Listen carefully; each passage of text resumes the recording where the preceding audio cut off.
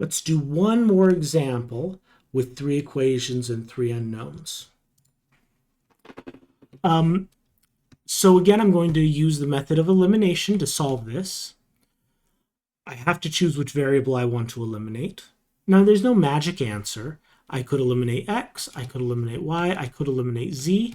But in this case, I'm thinking I want to eliminate variable z because the numbers are smaller and also they're all multiples of each other. 2 is a multiple of 1 and 4 is a multiple of 2. So it should make it nice and easy to cancel things. Okay? So let's take, I'm going to take the last 2 equations here first.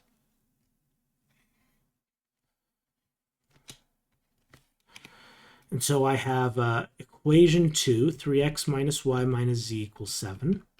And equation 3, negative x plus 7y minus 2z equals 1. I'm going to multiply equation 1 by a negative 2 to make sure that the coefficients in front of the z are the same number but opposite sign for both equations.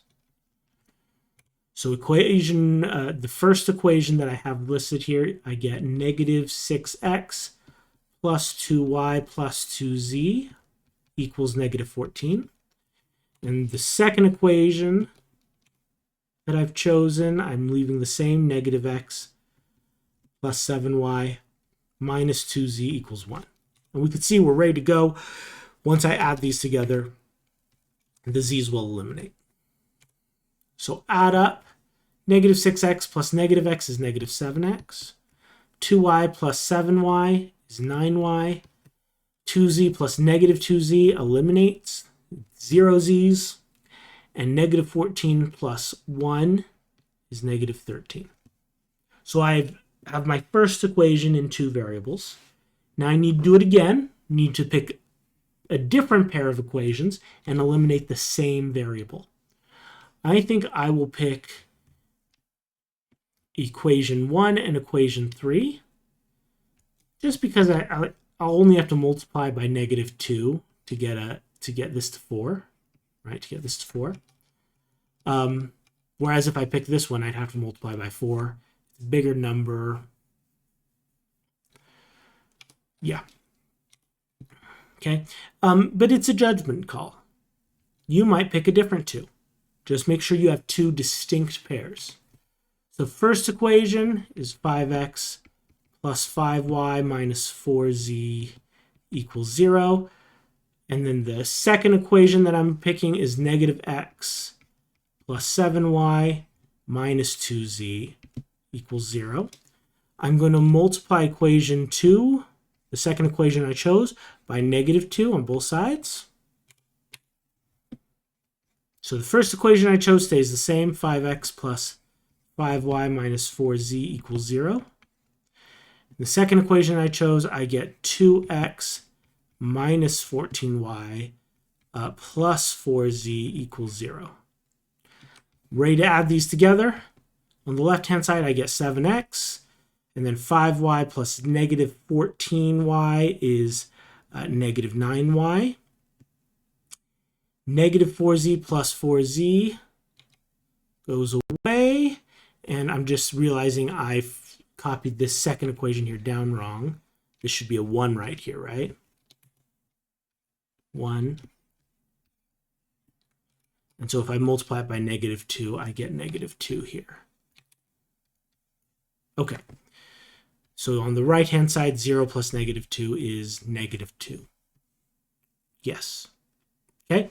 So now I have 2 equations with 2 unknowns. So let's put them together and solve the resulting 2-equation, 2-variable system. So negative 7x plus 9y equals negative 13. And 7x minus 9y equals negative 2. And right away, you see that I could add these together. The x will eliminate, right? I don't have to do any extra work to get that to happen. Negative 7x plus 7x goes away. It eliminates. But also, so does the y. 9y plus negative 9y eliminates. Everything on the left-hand side of the equation eliminates, so I'm just left with 0 on that side. On the right-hand side, negative 13 plus negative 2 is negative 15. And so once again, we have a nonsense equation. 0 equals negative 15, even though we know that 0 does not equal negative 15. That's nonsense. Okay?